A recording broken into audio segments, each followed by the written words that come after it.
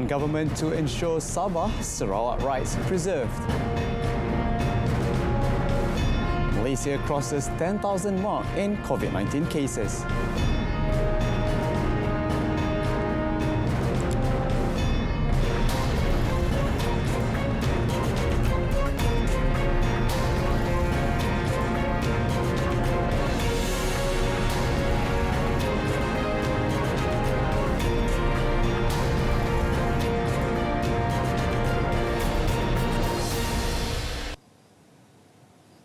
Good afternoon, I'm Azlani Adani and you're watching Updates at Noon.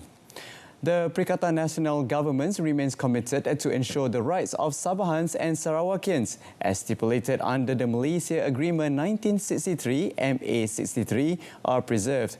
Prime Minister Tan Sri Muhyiddin Yassin said this is reflected in the formation of the Cabinet, where a specialised portfolio on Sabah and Sarawak affairs was established under the Prime Minister's Department. The Premier said the Cabinet meeting on 9 September had agreed to form a special council on MA63, which he chairs and also membered by the Chief Ministers of Sabah and Sarawak, while Federal Ministers and other members will be appointed according to suitability, qualification and expertise. Majlis khas ini akan membincangkan isu-isu yang berkait dengan hak-hak Sabah dan Sarawak seperti yang termaktub dalam Perjanjian Malaysia 1963. Antaranya ialah kedudukan Sabah dan Sarawak sebagai rakan sekutu, hak negeri di bawah perkara 112 Perlembagaan Persekutuan, Perjanjian Malaysia 1963 dan laporan Intergovernmental Committee, Keselamatan Negeri dan Pendidikan. In his speech at the Malaysia Day 2020 celebration at the Cebu Indoor Stadium last night, the Premier expressed hope that the formation of this council will resolve several issues pertaining to the rights of Sabahans and the Sarawakians in line with the spirit of MA63 and provisions in the Federal Constitution. In related development, Tan Sri Muhyiddin said the federal government has always prioritised development in matters in Sabah and Sarawak. To this, the Premier explained that the government will be incorporating the National Digital Infrastructure Plan Jendela under the 12th Malaysia Plan. Tan Sri Muhyiddin said this initiative is in line with Perikatan Nasional's government's commitment to ensure no Malaysian is left behind in enjoying the product of development. This includes the people of Sabah and Sarawak, many of whom have been lacking high-speed internet connectivity.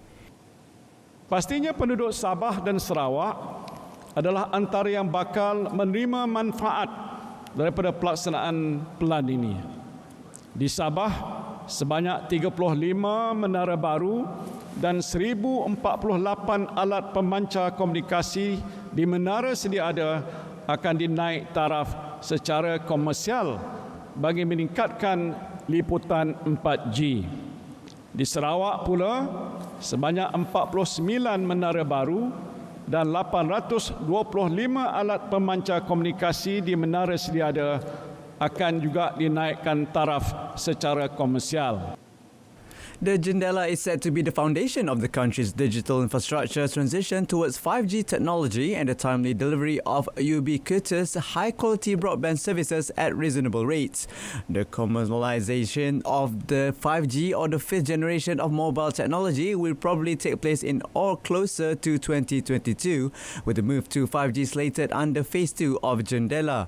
Phase 1 of Jendela, which runs until end of 2021, will see a phased shutdown of 3G even as the 4G network is prepped for 5G deployment and targets to widen coverage to reach 96.9% of all populated areas from 91.8% with higher average mobile broadband speeds of 35 Mbps. In addition to this, the Prime Minister said national sovereignty would also be defended without compromise. Saya ingin tegaskan bahawa Sabah dan Sarawak akan terus kekal berada di dalam Malaysia. Kerajaan Persekutuan tidak akan tunduk kepada mana-mana desakan oleh pihak-pihak yang cuba untuk mempertikaikan kedaulatan negara kita ini. The Premier said the government, through the National Security Council and enforcement agencies, carry a shared responsibility in strengthening border security to prevent encroachment and threats against this nation's sovereignty. He said this includes implementing Ops Benteng and increasing enforcement in the Eastern Sabah Security Command (ESCOM) area. Meanwhile, Tan Sri Muhyiddin reminded everyone that the Malaysia Day celebration is meant to commemorate the formation of Malaysia. He explained that this was the result of the unity of leaders and the people who had faced various challenges and issues during the formation of this country. Semenjak detik pembentukan Malaysia, kita telah berjaya menempuh liku-liku cabaran sehingga menjadi sebuah negara yang bebas, berdaulat dan berkemajuan pada hari ini.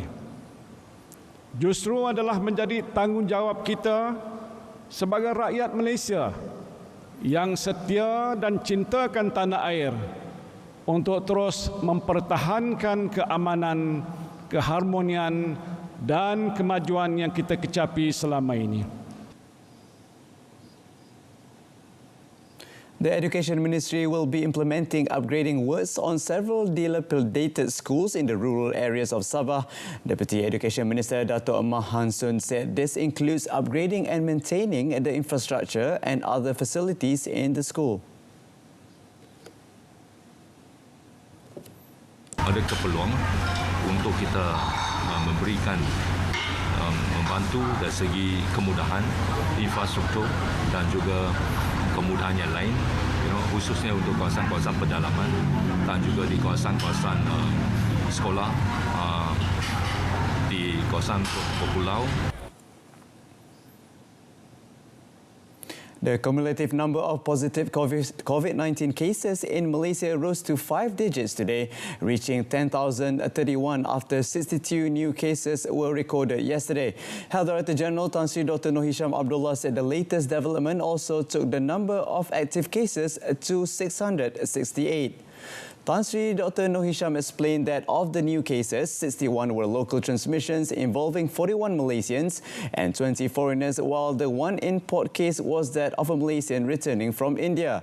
A total of 59 of the new local transmissions cases were detected in Sabah, involving 48 from the Benteng LD cluster. Tan Sri Dr. Noor Hisham said 26 recoveries were recorded yesterday, raising the cumulative number of recoveries to 9,235 cases, or 92.1% of the total number of cases. The Health DG also reported that 15 patients are currently being treated in the intensive care unit, with 3 of them requiring the ventilators. No new deaths were reported today, with the death toll remaining at 128.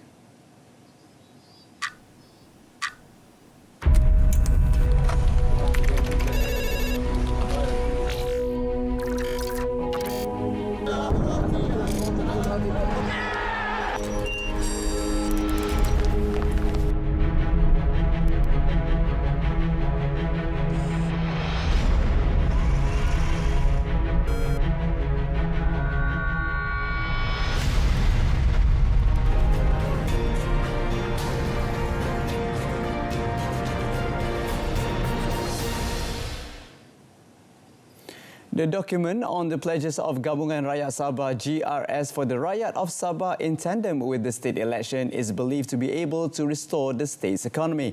The pledges, which are based on the rights of Sabah, integrity, leadership, shared prosperity vision and unity of the people, will be fulfilled if the GRS comprising Perikatan Nasional, Barisan Nasional and Parti Bersatu Sabah successfully receives the people's mandate to form the new state government. Ini satu manifesto yang agak istimewa menghadapi untuk mengatasi masalah-masalah rakyat, terutama ikuran daripada pandemik COVID-19, dan kita berharap dengan aku janji yang kami buat ini, kami amat yakin rakyat akan membantu dan mengundi kami di dalam pilihan raya akan datang. Yang penting sekarang ialah usaha kami untuk memulihkan ekonomi negeri Sabah. Dato' Sri Hajiji also regarded their pledge as a special manifesto to address the rakyat's issues resulting from the COVID-19 pandemic. Yesterday, Prime Minister Tan Sri Muhyiddin Yassin launched the manifesto promising overall delivery of socio-economic development, infrastructure and prosperity, among others, for the people in the state who were still lagging behind others in the nation. PAS has pledged its support for the Gabungan Rakyat Sabah GRS candidates who will be competing in the Sabah state election. Its Deputy President Dato' Sri Tuan Ibrahim Tuan Man said the matter was discussed and finalised in the PAS General Assembly recently. Saya buat pertemuan dengan seluruh jentera PAS dan arahan daripada parti kepada semua jentera dan pengundi dan penyokong PAS bahawa pilihan raya pada kali ini kita mesti menyokong calon-calon yang telah diputuskan oleh Barisan Nasional dalam pilihan raya termasuk rakan-rakan dalam Perikatan Nasional. Dato' Sri Tuan Ibrahim also clarified that the party was not disappointed at all for not having any of its members selected to run for the state seats.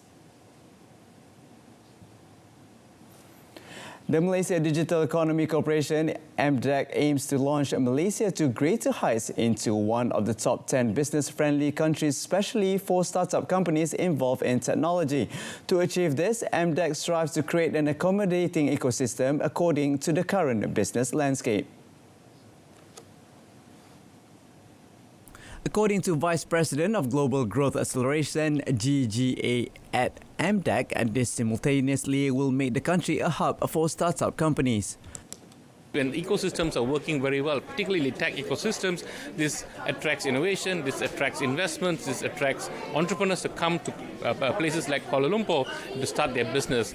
And when they start their business in Kuala Lumpur, this is going to create job creation, it's going to have exports coming through the system. So this is how an ecosystem evolves. He said this at the winners' announcements event of the Super C2 Championship in Bandar Sunway, Selangor.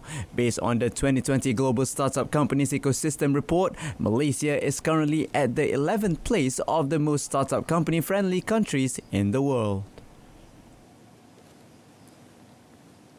Tourists do not need to worry about going on holiday to the resort island of Langkawi as it is still classified as a green zone. According to Langkawi Development Authority LADA Chief Executive Officer Dr. Hazri Adnan, Langkawi is safe even though the Administrative Enhanced Movement Control Order EMCO is currently being enforced in Kota Serta Kedah. LADA, together with industry players, has implemented various initiatives to attract tourists to Langkawi. The number of tourists increased to 189,000 in July, and a similar trend was seen in August. However, the enforcement of administrative EMCO to some extent has affected the efforts due to rising concerns among tourists about the safety of the popular tourist destination. Mungkin ada kekhawatiran yang ianya juga berlaku di Langkawi. Mungkin saya boleh katakan di sini ianya tidak benar. Langkawi aktiviti pelancongan masih berlaku seperti biasa. Kita zon hijau dan saya rasa tidak ada kegusaran, tidak harus ada rasa risau di kalangan pengunjung untuk datang ke Langkawi.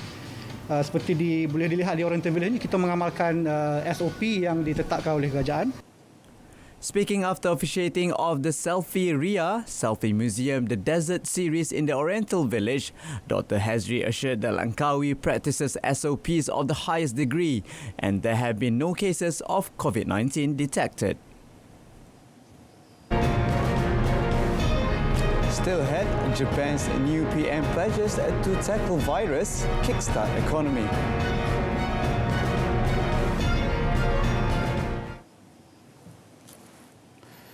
Japan's new Prime Minister Yoshihide Suga pledged Wednesday to keep coronavirus infections under control and kickstart an economy in recession.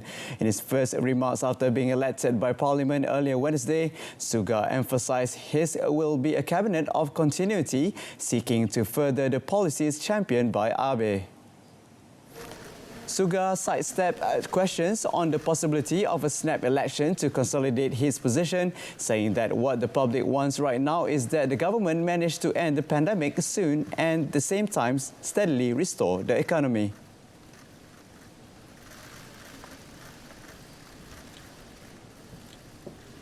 最優先の課題は新型コロナウイルス対策です。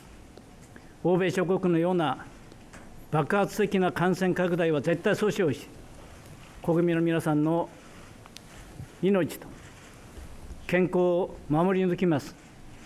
その上で社会経済活動との両立を目指します。さもなければ国民生活が成り立たなくなるからであります。He dwelled little on foreign policy goals, instead pledging administrative reform, an end to bureaucratic silos and greater digitalization of government. Suga's new cabinet is full of familiar faces, with Abe's foreign and finance minister staying on and the outgoing premier's brother appointed to lead the defense ministry. South Africa will reopen its borders to most countries next month as the country further eases anti-COVID-19 measures. The continent's most industrialized economy shuttered its borders at the start of a strict lockdown on 27th March to limit the spread of the virus. Restrictions on movement and business have been gradually eased since June, but borders have remained sealed to avoid importing the virus from abroad.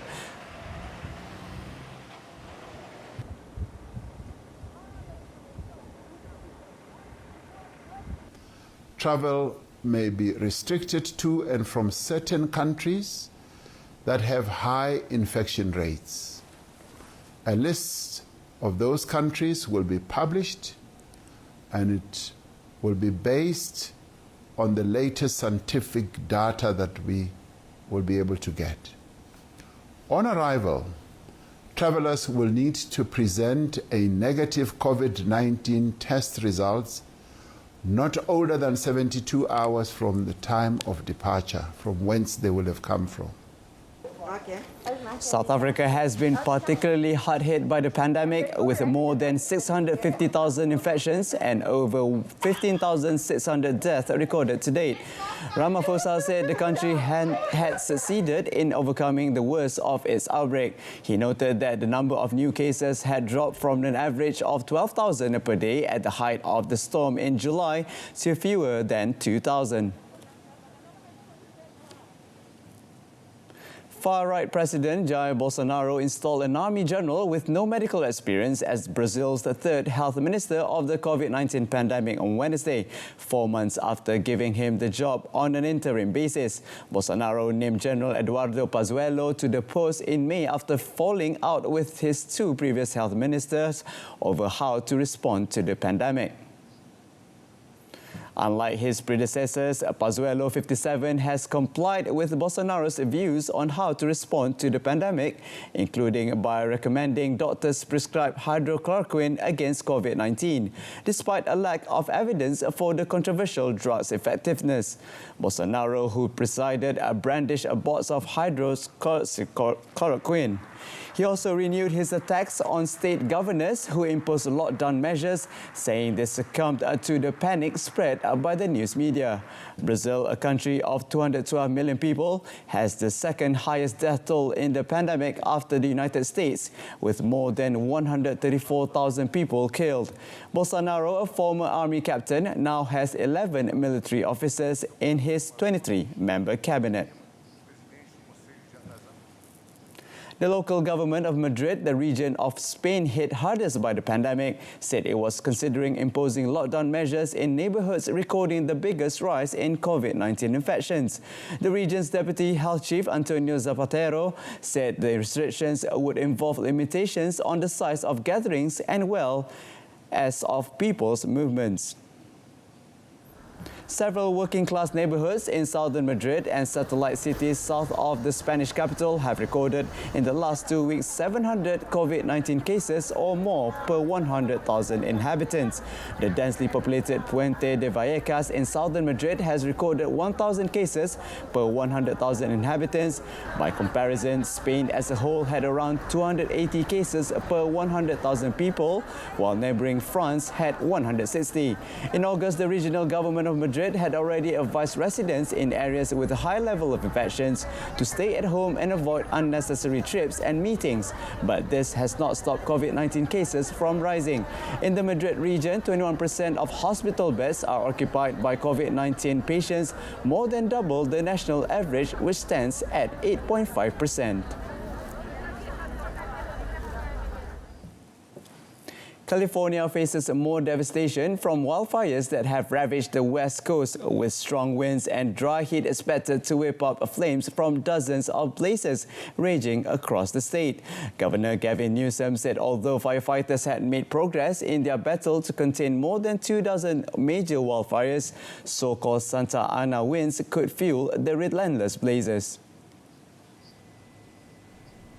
Highlighting the scale of the unfolding catastrophe, Newsom said the state so far this year has experienced 7,606 fires as opposed to 4,972 in 2019.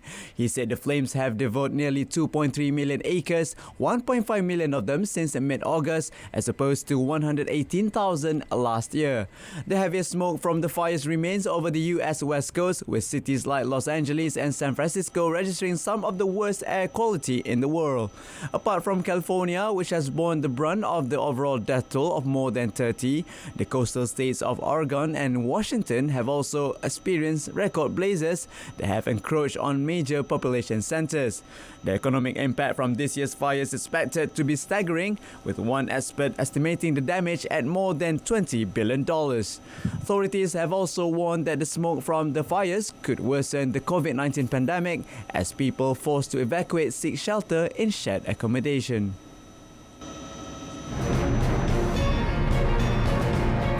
Coming up in sports, Neymar banned for 2 games as the league opens rest season pro. Stay with us.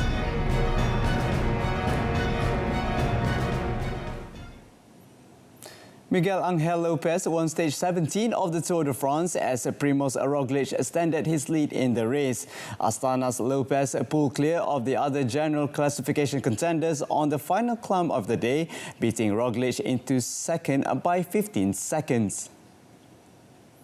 Wednesday's stage had begun without defending champion Egan Bernal, with the Ineos Grenadiers rider announcing his withdrawal after struggling through stages 15 and 16. However, his compatriot Lopez produced a superb ride to accelerate away from Sepp Kuss on the Col de Aloze, which is the 3rd highest finish location of a Tour de France stage. The Colombian, who is riding in his first Tour de France, is now 1 minute 26 seconds down on Roglic in the race for the yellow jersey. The key remaining challenge is stage 20, the 36-kilometer individual time trial that runs over 30 kilometers of rolling terrain before tough 6-kilometer ascent up the fabled Planche des Belles Filles on Saturday. The final day on Sunday is a kind of parade except for the concluding 8 laps of the Champs-Élysées, where Ireland's Sam Bennett will face a stern challenge for the green sprint jersey from 7-time winner Peter Sagan on the last gasp dash for the line.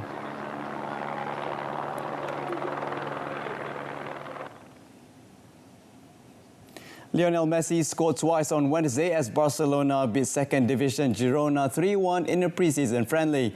Messi helped set up Philippe Coutinho for the first goal after 21 minutes.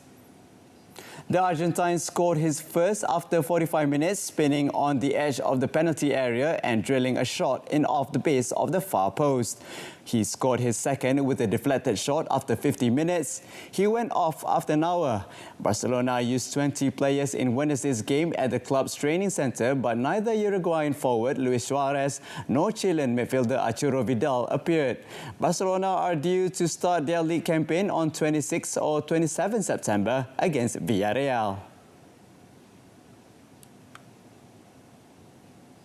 Neymar received a two-match ban for his red card against Marseille as the French league announced it would open an investigation into accusations of racism by the Brazil forward against Álvaro González. Angel Di Maria will also be summoned to the league's next disciplinary commission meeting on 23rd September over claims he spat at Marseille defender González during PSG's 1-0 loss, which ended with a mass brawl and 5 players sent off. Neymar was sent off for slapping González on the back of the head and accused the Spaniard of calling him a monkey. González denies the allegation. President of the Disciplinary Commission, Sébastien Deneau, said the investigation would study the footage further to determine whether there was enough evidence to substantiate the claims of racist abuse. He added the goal will be established what was actually said and what was actually heard, while insisting the Commission would only rule on objective, tangible elements. The probe could also potentially interpret whether Neymar made homophobic remarks to González, as reported by Spanish media. Neymar watched Wednesday 1-0 win at home to Metz from the stands. He will be free to return to face Rennes on 27 September, but will miss Sunday's trip to Nice. The former head of global athletics, Lamine Diack, was on Wednesday found guilty by a French court of corruption in covering up Russian doping cases. He was sentenced to 4 years in prison, of which 2 years were suspended. Diack, an 87-year-old Senegalese who led the International Association of Athletics Federation (IAAF), now renamed World Athletics, from 1999 to 2015, was also fined €500,000. The presiding judge in the court in Paris, Rosemary Huno, said Diack was unlikely to go to jail. Diack said he would immediately lodge an appeal. His son, Papa Masata Diack, a former marketing consultant for the IAAF, who was tried in absentia, was sentenced to 5 years in prison and fined €1 million. The prosecution alleged that Diack obtained $1.5 million of Russian funds in exchange for the IAAF's anti-doping arm covering up or delaying offences by 23 Russians to allow them to compete in the 2012 London Olympics and the 2013 World Athletics Championships in Moscow. Obviously today.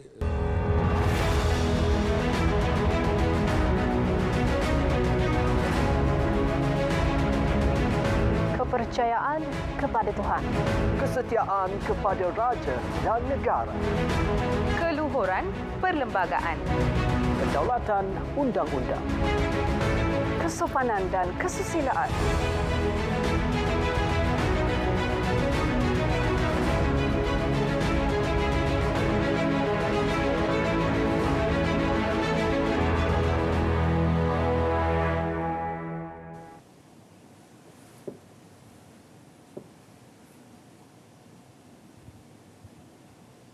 That's it from us this afternoon. In our top story, PN government to ensure Sabah, Sarawak rights preserved.